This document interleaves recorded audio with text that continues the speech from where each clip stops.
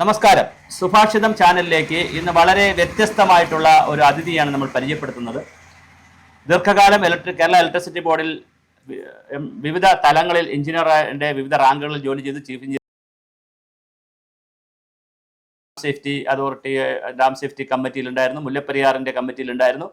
അങ്ങനെ വളരെ വലിയ അനുഭവ പരിചയമുള്ള സാറാണ് നമ്മളോടൊപ്പം ഉള്ളത്. കെ കറുപ്പൻകുട്ടി സാറ് വിശ്രമ ജീവിതമാണ്, എങ്കിലും ഇപ്പോൾ ഹൈക്കോടതിയിൽ പ്രാക്ടീസ് ചെയ്യുന്നുണ്ട്, അഡ്വക്കേറ്റ് കൂടിയാണ്. മുല്ലപ്പെരിയാർ വിഷയത്തെക്കുറിച്ച് വളരെ വ്യത്യസ്തമായ ഒരുപാട് അഭിപ്രായങ്ങൾ സാറിൻ്റെതായിട്ട് നല്ല നമുക്ക് പുറത്തു വന്നിട്ടുണ്ട്.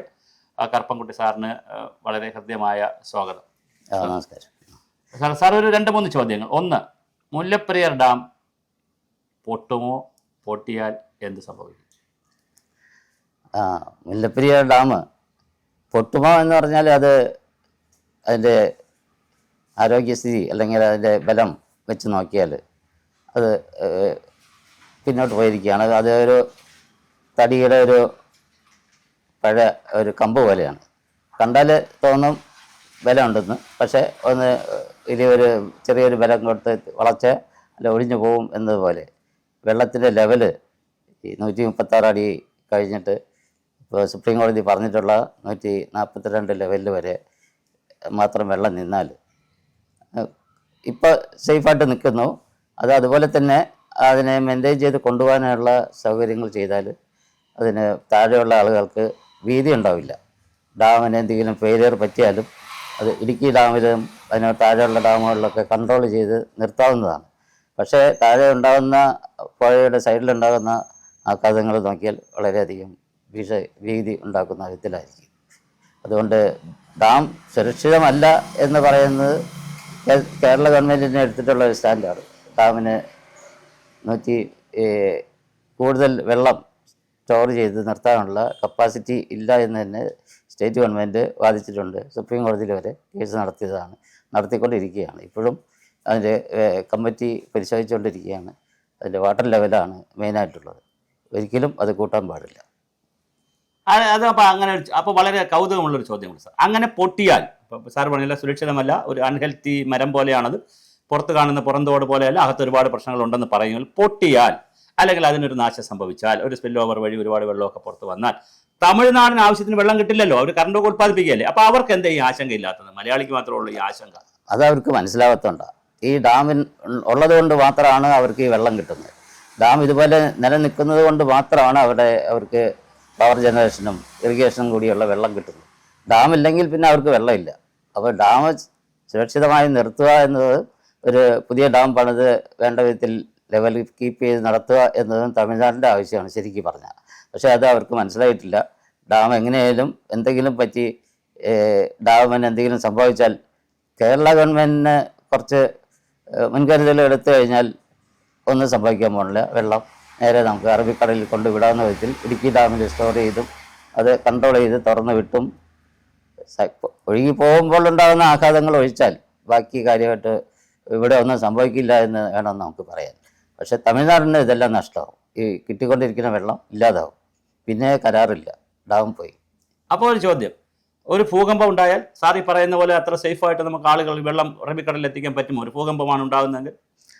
ഭൂകമ്പം എന്ന് വെച്ചാൽ ഭൂമിയുടെ അടിയിൽ സംഭവിക്കുന്ന കാര്യങ്ങളാണ്. അതിന് മുല്ലപ്പെരിയാർ ഡാം ഇരിക്കുന്നത് തന്നെ ഒരു വീക്ക് സോണിലാണ്. അതുകൊണ്ട് ഭൂകമ്പം എന്ന് പറഞ്ഞാൽ 1-2 കാര്യങ്ങൾ അതിൽ മനസ്സിലാക്കണം. ഒന്ന്, നമുക്ക് അറിയേണ്ടത് ഈ ഭൂകമ്പത്തിൻ്റെ മെഷർമെൻറ്റാണ്. ഭൂകമ്പം എങ്ങനെ മെഷർ ചെയ്യും എന്ന് ചോദിച്ചാൽ അതിൽ റിച്ചർ സ്കെയിൽ വെച്ചാണ് നമ്മളിവിടെ പറയുക. റിച്ചർ സ്കെയിൽ എന്ന് പറഞ്ഞാൽ ഒരു നമ്പറാണ്, ലോഗരിതത്തിൻ്റെ നമ്പറാണ്. ഇപ്പോൾ എക്സാമ്പിൾ കാണിക്കുകയാണെങ്കിൽ നമ്മുടെ ലോഗരിതം ഈ 10, 100, 1, 10, 100, 1000, 10,000, ലക്ഷം, അങ്ങനത്തെ കുറേ നമ്പറുകളാണ് താഴെ എത്തിക്കുന്നത്. അത് 10⁻0 എന്ന് വെച്ചാൽ 1, 10⁻1 10, 10⁻2 100, അതുപോലെ ഇരിക്കുകയാണ്. ഇതിൻ്റെ ലോഗരിതം എടുക്കണം. ലോഗരിതം എടുക്കുമ്പോൾ ലോഗ് 10 എന്ന് വെച്ചാൽ 2 നമ്പറുണ്ട്. അപ്പോൾ അതിൽ ലോഗരിതം എന്ന് വെച്ചാൽ അതിൽ 1 ലോഗരിതം. ലോഗ് 3, ലോഗ് 100 എന്ന് പറഞ്ഞാൽ അതിൽ 1, 2, 3 എണ്ണത്തിൽ 3. ഈ 1, 2, 3 അങ്ങനെയുള്ളതാണ് ഈ റിച്ചർ സ്കെയിൽ. ഇത് വലിയൊരു നമ്പർ നമുക്കിവിടെ പ്ലോട്ട് ചെയ്യാനോ അത് ഗ്രാഫ് റെപ്രസെൻ്റ് ചെയ്യാനോ പറ്റാത്തതുകൊണ്ട് ഇതിലെ വൈബ്രേഷൻ അത്രയും അധികം ഉള്ളതുകൊണ്ട് 1000 റേഡിയൻസ് പെർ സെക്കൻഡ് എന്ന് പറഞ്ഞാൽ അത് നമുക്ക് പ്ലോട്ട് ചെയ്യുമ്പോൾ 1000 എടുക്കണമെങ്കിൽ കിലോമീറ്റർ നീളത്തിൽ നമ്മൾ ഒരു ഗ്രാഫ് പേപ്പർ എടുക്കണം, അല്ലെങ്കിൽ 10000 എടുക്കണമെങ്കിൽ, അല്ലെങ്കിൽ 1 കോടി എടുക്കണമെങ്കിൽ. അപ്പോൾ നമ്പറുകളാണ് ഈ നമ്പറിനെ എളുപ്പത്തിൽ മനസ്സിലാക്കാൻ. അപ്പോൾ 1 2 3 അങ്ങനെ പ്ലോട്ട് ചെയ്ത് മനസ്സിലാക്കാൻ പറ്റും. അതുകൊണ്ടാണ് ഇതിനെ ഈ സ്കെയിലിലാക്കുന്നത്. ഇത് ഈ സ്കെയിൽ കണ്ടുപിടിച്ച് ഒരു റിച്ചർ എന്ന് പറഞ്ഞൊരു സയൻറ്റിസ്റ്റാണ്. അദ്ദേഹത്തിൻ്റെ പേരിലാണ് ഈ റിച്ചർ സ്കെയിൽ എന്ന് പറയുന്നത്. അപ്പോൾ richer scale number 1, richer scale 1 എന്ന് പറഞ്ഞാൽ അതിൻ്റെ അർത്ഥം 100 റേഡിയൻസ് പെർ സെക്കൻഡിൽ അവിടെ വൈബ്രേഷൻ ഉണ്ടായി. റിച്ചർ സ്കെയിൽ 2 എന്ന് പറഞ്ഞാൽ 1000 വൈബ്രേഷൻ, 1000 റേഡിയൻസ് പെർ സെക്കൻഡിൽ വൈബ്രേഷൻ ഉണ്ടായി എന്നർത്ഥം. അതുപോലെയാണ് 3 4 5 6. അപ്പോൾ റിച്ചർ സ്കെയിലിൽ 6 ഉണ്ടായാൽ 1,00,000 റേഡിയൻസ് പെർ സെക്കൻഡിൽ ഒരു ഭൂകമ്പം ഈ മുല്ലപ്പെരിയാർ ഡാം എപ്പി സെൻറ്ററായിട്ട് വരണം എങ്കിൽ അതിന് അവിടെ വലിയ ഒരു ആഘാതം ആ ഡാമിനെ സംഭവിക്കും. അതുകൊണ്ടാണ് ഇപ്പോൾ നമ്മുടെ കേരള ഗവൺമെൻറ് നടത്തിയിട്ടുള്ള സ്റ്റഡികളിൽ പറയുന്നത് റിച്ചർ സ്കെയിൽ 6ന് മുകളിൽ ഭൂകമ്പം ഉണ്ടായാൽ ഈ ഡാമിന് സേഫ്റ്റി ഇല്ല എന്ന് പറയുന്നു. ഇതിൽ എപ്പി സെൻറ്റർ കണക്കാക്കിയാണ് അത് പറയുന്നത്. അടുത്ത ചോദ്യം, ഡാം സുരക്ഷിതമല്ല എന്ന് സാറിനെ പോലെയുള്ള ആളുകൾ പറയുമ്പോൾ കേരളം മാനേജ് ചെയ്താലും തമിഴ്നാട് നഷ്ടമുണ്ടായാലും ഒക്കെ എന്താണ് പുതിയ പരിഹാരം? കാരണം ഇത് പറയാൻ കാരണം എറണാകുളത്തൊരു ടണൽ നിർമ്മിക്കണം, 50 അടി കണക്കാക്കി ടണൽ നിർമ്മിക്കണമെന്ന് പറഞ്ഞ് വലിയ ചർച്ചയും സമരമൊക്കെ നടക്കുകയാണ്. അതിനോടുള്ള സാറിൻ്റെ ഒരു സയൻറ്റിഫിക് ആയിട്ടുള്ള ടെക്നിക്കലായിട്ടുള്ള ഒരു പ്രതികരണം. അത് വെള്ളം കൊണ്ടുപോകാനായിട്ട് ടണൽ എന്ന് ഉദ്ദേശിച്ചത് തമിഴ്നാടിന് കൂടുതൽ വെള്ളം എടുക്കാനുള്ള സൗകര്യം ഉദ്ദേശിച്ചാണ് ഈ പറയുന്നത്. പക്ഷേ തമിഴ്നാടിന് വെള്ളം വേണ്ടാത്ത സമയത്താണ് ഇവിടെയും വെള്ളം അധികം വരുന്നത്. അതായത് തമിഴ്നാടിൻ്റെ വൈഗൈ ഡാമിൻ്റെയും ആ പരിസരവും പെരിയാർ ഏരിയയും എല്ലാം ഒരേ ക്യാച്ച്മെൻറ്റിലാണ് വരുന്നത്. അതായത് ഒരേ മഴയാണ് നമ്മൾ പെരിയാർ തീരത്തും തമിഴ്നാടിൻ്റെ വൃഷ്ടി പ്രദേശങ്ങളിലും കിട്ടുന്നത്. അതുകൊണ്ട് വലിയൊരു അതിതീവ്ര മഴ വന്നാൽ പെരിയാറിൽ പെയ്യുന്ന മഴയും അവിടെ പെയ്യുന്ന മഴയും തമിഴ്നാട്ടിൽ പെയ്യുന്ന മഴയും ഒരുപോലെ ഇരിക്കും. അപ്പോൾ അവർക്ക് വെള്ളത്തിൻ്റെ ആവശ്യമില്ല. ആ സമയത്ത് വലിയൊരു ടണലുണ്ടാക്കി ഈ വെള്ളം കൂടി എല്ലാം കൂടി അവിടെ കൊണ്ടുവന്നാൽ അതിനേക്കാൾ ദുരന്തം തമിഴ്നാടിനുണ്ടാവും. അതുകൊണ്ട് ടണൽ എന്ന് പറയുന്നത് വേനൽക്കാലത്ത് അതിനുള്ള വെള്ളമില്ല. ഒരു ടണൽ ഇപ്പോൾ പോയിക്കൊണ്ടിരിക്കുന്ന ടണലിൽ കൂടി കൊണ്ടുപോകാനുള്ള വെള്ളമേ ഉള്ളൂ. അത് താഴ്ത്തി നിർത്തിയാലും ഇത്രയേ നിൽക്കുള്ളൂ. വെള്ളം വന്ന വലിയ ഫ്ലഡ് വന്നാൽ ഫ്ലാഷ് ഫ്ലഡ് വരികയോ അല്ലെങ്കിൽ ഒരു ക്ലൗഡ് ബ്ലാസ്റ്റിംഗ് വരികയോ ഒക്കെ ചെയ്താൽ മുല്ലപ്പെരിയാർ ഡാമിൽ വെള്ളം അധികമായി കൂടും. അത് തുറന്നു വിടേണ്ടി വരും. വേറെ ടണലിൽ കൂടി കൊണ്ടുപോകുക എന്നുള്ളത് അത്ര പ്രായോഗികമല്ല. പക്ഷേ ടണലുണ്ടാക്കി അവർക്ക് പരീക്ഷണം നടത്തണമെങ്കിൽ തന്നെ ഒരു 4 കൊല്ലം അതിനു വേണ്ടി വരും. ഒരു ടണൽ തന്നെ നിർമ്മിച്ച് ആ വെള്ളത്തിനെ തമിഴ്നാട് ഏരിയയിലേക്ക് കൊണ്ടുപോകാൻ തന്നെ. അപ്പോൾ എന്താണ് പുതിയ പരിഹാരം? പുതിയ ഡാമാണോ അതോ പുതിയ പരിഹാരം? ടണൽ എന്തായാലും സാർ ഇങ്ങനെ പറഞ്ഞു. അപ്പോൾ പുതിയ ഡാമാണോ? പുതിയ പരിഹാരം എന്താണ്? പുതിയ പരിഹാരം എന്ന് വെച്ചാൽ നമുക്കിപ്പോൾ ഉള്ള ഡാം അൺസേഫ് ആണ് എന്ന് എല്ലാവരും പറയുന്നു. കേരള ഗവൺമെൻറ് പറയുന്നത്, തമിഴ്നാടും സമ്മതിക്കുന്നു. അപ്പോൾ നമുക്കൊരു പുതിയ ഡാം തന്നെയാണ് ആദ്യത്തെ ഒരു പരിഹാരം. അത് ഡാമിന് താഴ്ഭാഗത്ത് നോക്കി ഒരു പുതിയ ഡാം പണിയുക, അത് പുതിയ സ്ട്രക്ചർ പണിയുക. അപ്പോൾ അതിൻ്റെ ഇടയ്ക്ക് ഒന്ന് ഇന്റർഫിയർ ചെയ്തോട്ടെ സാർ. അതായത് പുതിയ ഡാം പണിതാൽ ഇപ്പം നമ്മൾ 999 വർഷത്തേക്ക് കരാർ, ഒരു 130 വർഷം കഴിഞ്ഞു, ബാക്കി ഒരു 760 വർഷത്തേക്ക് നമ്മൾ ബൈൻഡിങ് ആണ് ഈ കരാർ വെച്ചിട്ട്. അപ്പോൾ പുതിയ ഡാം പണിതാൽ അതിൻ്റെ ആയുസിനും ഒരു ലിമിറ്റ് ഉണ്ടാവുമല്ലോ. അപ്പോൾ അങ്ങനെയാണെങ്കിൽ 999 വർഷം നമ്മൾ മെയിൻറ്റെയിൻ ചെയ്ത് നമ്മുടെ കരാർ സാറ്റിസ്ഫൈ ചെയ്യണമെങ്കിൽ ഒരു 7-8 ഡാം പണിയുണ്ടേ. അത് പിന്നത്തെ കാര്യമാണ്. ഇപ്പോൾ നമ്മളിതിൽ 999 കൊല്ലം എന്നാൽ 900 അത്രയും പറയുന്ന കാലം ഒരു ഇമാജിനറി നമ്പറുമായിട്ട് നമുക്ക് എടുത്താൽ മതി. കാരണം 100 കൊല്ലത്തിൽ കൂടുതലൊന്നും നമ്മളിവിടെ ആരും ജീവിക്കില്ല. 120 നമ്മുടെ ആയുസ് പറയുന്നതെങ്കിലും ഒരു 10-40 കൊല്ലമാണ് ശരിക്കുള്ള ഡാമിൻ്റെ ലൈഫ് എന്ന് പറയുക, അല്ലെങ്കിൽ ഒരു 50 കൊല്ലം. പക്ഷേ ഇത് ഒരു സെഞ്ചുറി കഴിഞ്ഞു. ഈ ഡാം പല കാര്യങ്ങളും ചെയ്തിട്ട് കുറേ സ്ട്രെങ്തനിങ് മെഷേഴ്സ് ചെയ്തുകൊണ്ട് മാത്രമാണ് ഇപ്പോൾ അത് നിൽക്കുന്നത്. അതുകൊണ്ട് ഒരു പുതിയ ഡാം തന്നെയാണ് ഏറ്റവും നല്ല ഒരു പരിഹാരം. അതായത് ഇപ്പോഴത്തെ വെള്ളം താഴ്ത്താനായിട്ട് വേറെ വഴിയില്ല. ആ ഡാം പണിയുമ്പോൾ കുറേ ലോവർ ലെവലിൽ വെള്ളം എടുത്തുകൊണ്ട് പോകാനുള്ള സംവിധാനം ഉണ്ടാക്കിയിട്ട് ചെയ്യുമ്പോൾ ഒരു ഡാമിൻ്റെ സുരക്ഷിതത്വം കൂടും, ഡാമിൻ്റെ കപ്പാസിറ്റി കൂടും, അല്ലെങ്കിൽ ഡാമിനെ നമുക്ക് സുരക്ഷിതമായിട്ട് നിർത്താൻ പറ്റും. ആ വെള്ളം നമുക്ക് സേഫായിട്ട് ഡിസ്ചാർജ് ചെയ്യാൻ പറ്റും. ആ ഡാമിന് എത്ര വർഷം എടുക്കും? അങ്ങനെയാണെങ്കിൽ അത് ഒരു 4-5 വർഷം എടുക്കത്തില്ലേ?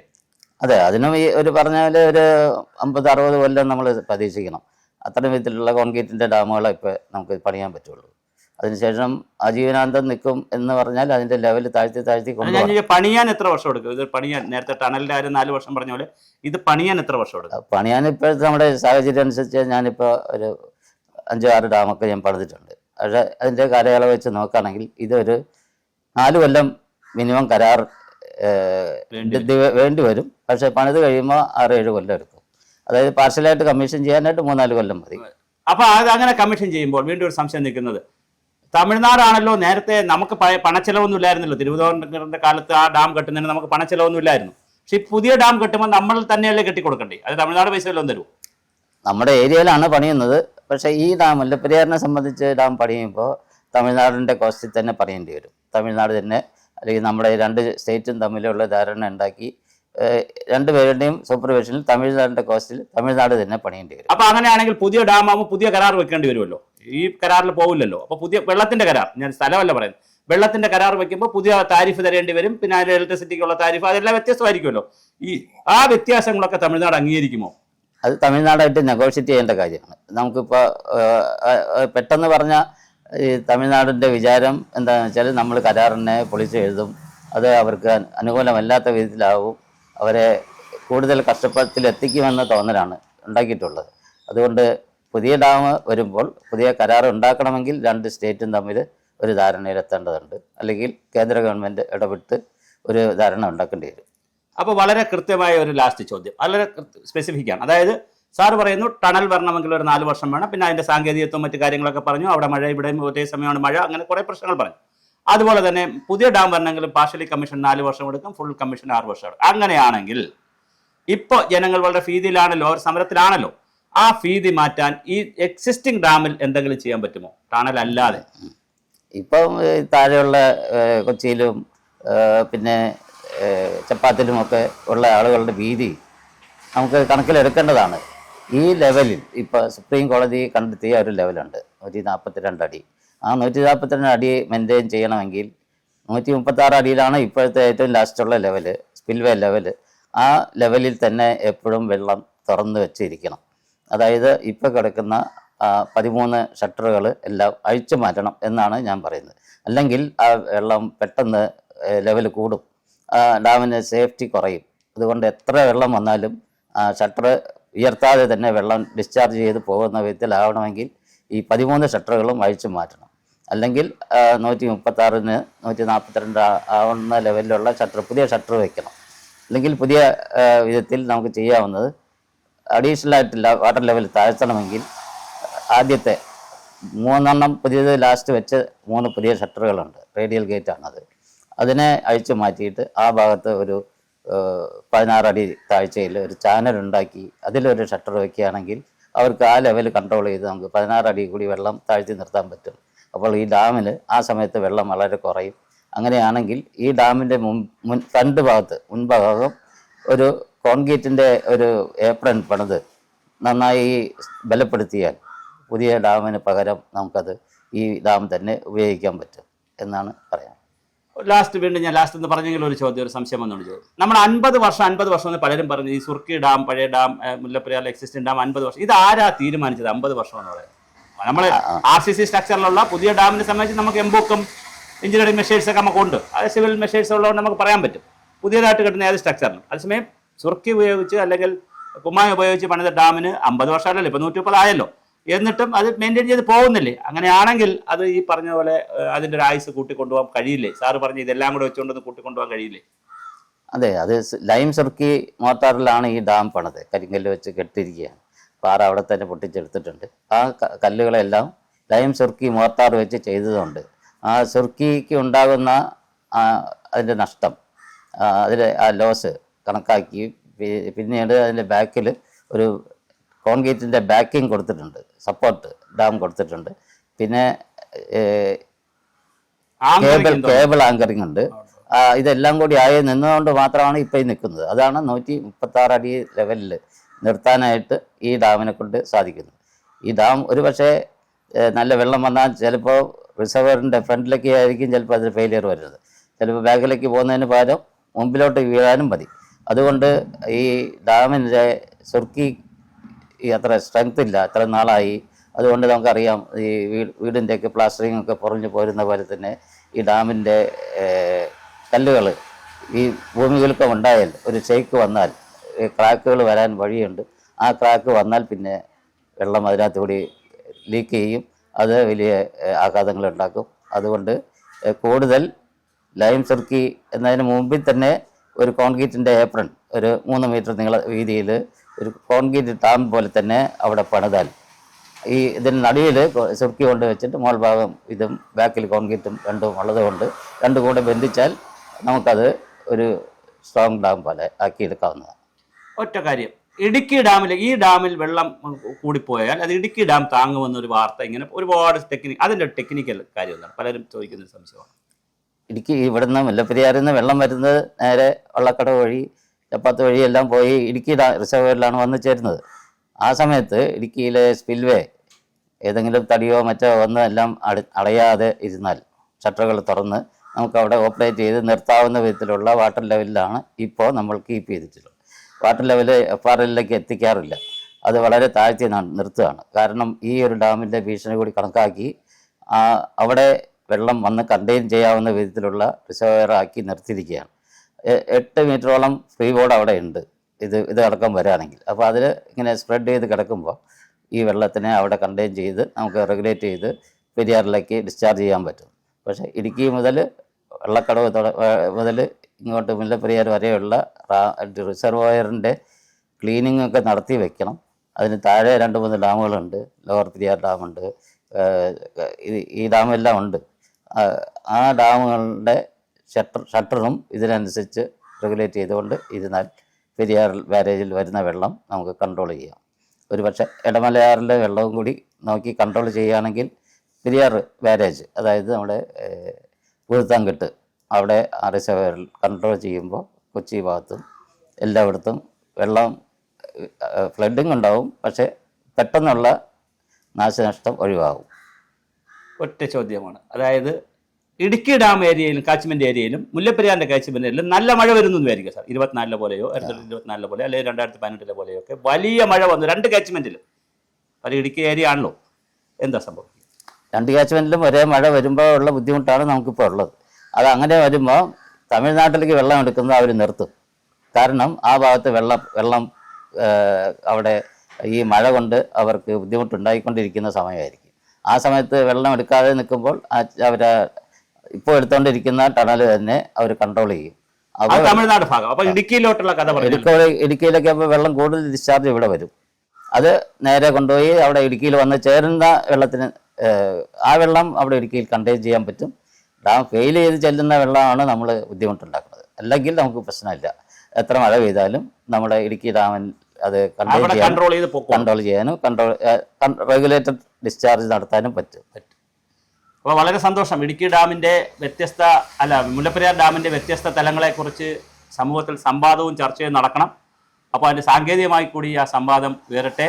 സാർ ഇത്രയും സമയം, വിലപ്പെട്ട സമയം നമുക്ക് വേണ്ടി ചിലവഴിച്ചതിന് പ്രത്യേകം നന്ദി, സ്നേഹം സാർ. ആശങ്ക വേണ്ട എന്ന് മാത്രം. തമിഴ്നാടിൻ്റെ ജലം നമുക്ക് സുരക്ഷിതം.